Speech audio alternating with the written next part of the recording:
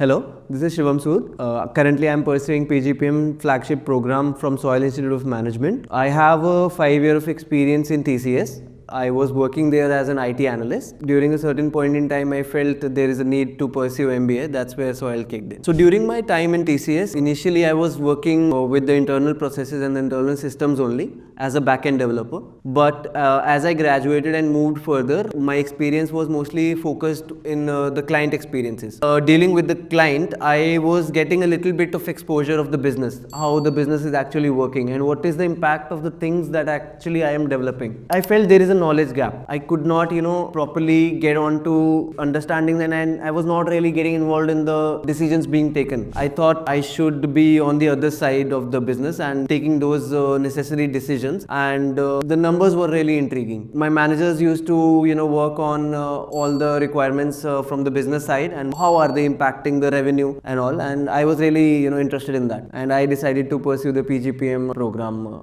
in Soil. Considering my past experience, I had already given 5 years in TCS. I didn't have much time to give to management program. So I thought a 1 year program would be much better than a 2 year program, as it is saving me a whole lot 1 year's opportunity cost. Considering the industry exposure and the practicality that Soil provides, I think it fitted really nicely in my journey. So my goal when I got into the PGPM program here at Soil was getting into a reputed firm like Accenture, Deloitte, McKinsey, and I had some aspired roles as well, which I had in mind, which I wanted to work for, and that is where Soil kicked in and fitted perfectly right into my journey. So I recently got placed into Accenture as a team lead. My role is of solution architect. I'll be working with the external and the internal stakeholders, explaining them all the nuances and what all the project beholds, what are the feasibilities of that project, and also the business side of it. And it is a more or less a consulting role. So the top 5 steps I think a person needs to take to get to its desired role and get into the aspired company. I think the first one has to be CV. So a person needs to work and go through the CV, and each and every line of your CV should be well versed and it should be to the point, and the impact of that CV should be so that the viewer should be impressed by just giving it a glance. Going on to the second part, being able to explain your work ex. After pursuing a management program, you should be able to explain your work ex in a manner from a business perspective, because you have built upon your technical side. Now you are a holistic business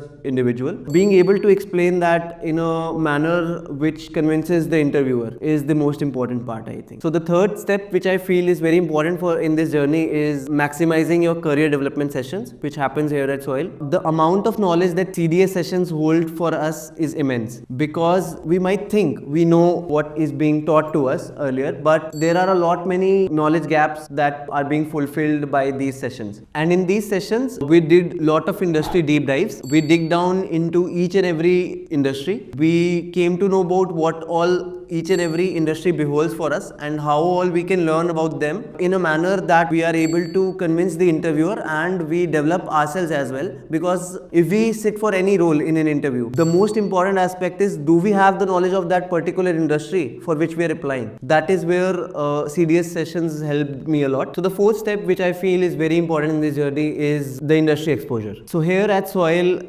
there are a lot many CXOs coming in every other day. So that gives us immense networking opportunity and understanding what actually is required in the industry, what is currently going on in the industry. And we also had AI week, in which we gained so much knowledge about what is going on in the industry right now with respect to artificial intelligence, and that came in really handy. During the time of my interviews, I was able to articulate my thoughts really nicely, and I was able to gather my knowledge of that particular week itself in a manner I was able to convince the interviewer. Coming to the next and the most important point, which is the D-Day, the interview day. So I would like to cite my experience of Accenture and how I got into it. So initially, the first round is shortlisting round, which happens based on your resumes. So after getting our JDs, we know what our resume should look like. After being shortlisted, we know what are we preparing for actually, what particular job description we are required to prepare for. The first round was the technical round, in which they deep dive into all the technical